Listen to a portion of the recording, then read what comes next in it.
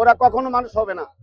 ওরা জামাত শিবিররা এই করতেছে, গুজব গুলা ছড়াইতেছে।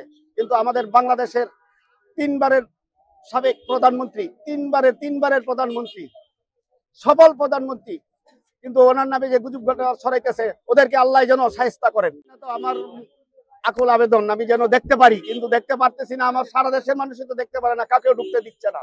গুজব ছড়াইতেছে, ওরা হলো অন্যায়কারী, বিরোধীকারী, ওরা বিরোধী পার্টি, ওরা কখনো মানুষ হবে না। ওরা জামাত শিবিররা এই করতেছে, গুজব গুলা ছড়াইতেছে। কিন্তু আমাদের বাংলাদেশের তিনবারের সাবেক প্রধানমন্ত্রী, তিনবারের প্রধানমন্ত্রী, সফল প্রধানমন্ত্রী, কিন্তু ওনার নামে যে গুজব ছড়াইতেছে, ওদেরকে আল্লাহ যেন শায়েস্তা করেন। এটাই আমার কাম্য। আর আমি করিমগঞ্জ উপজেলা পৌরসভা ৩ নম্বর ওয়ার্ডের সভাপতি এবং শহীদ জিয়া স্মৃতি সংসদ সংগঠন একটা করেছি। ওখানে 2% জায়গা লিখে দিয়েছি তারেক রহমানকে। আগামীতে আল্লাহ বাঁচাইলে তারেক রহমান যদি আসে, তার হাতে হস্তান্তর করব। হ্যাঁ, তার হাতে দলিলটা হস্তান্তর করব। এতদিন দিতে পারি নাই, উনি দেশে ছিল না।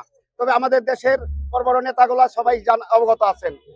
ওই শহীদ জিয়া স্মৃতি সংসদের সভাপতি আমি 2001 সালে সংগঠন করেছি। ডক্টর উসমান ফারুক যখন এমপি ছিলেন, তখন 2001 সালে আমি বিদেশ ছিলাম। বিদেশ থেকে আইসা কি মনে করে এই দুই শতাংশ জায়গা? আমি বিএনপিকে অনেক ভালোবাসি, জিয়া রহমানকে অনেক ভালোবাসি। আমি বিদেশ ছিলাম, সিঙ্গাপুর ছিলাম। ওখান থেকে আইসা 2000 সালে আসছি। 2001 সালে আমি 2% জায়গা তারেক রহমানকে লিখে দিয়া ওখানে অফিস করেছি। সেই অফিস তারিখ দিয়ে আসলে আমি তার হাতে হস্তান্তর করবো, দলিল হস্তান্তর করবো।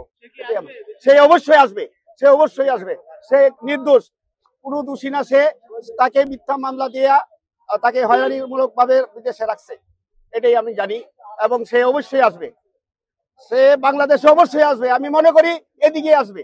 কবে নাগাদ আসতে পারেন?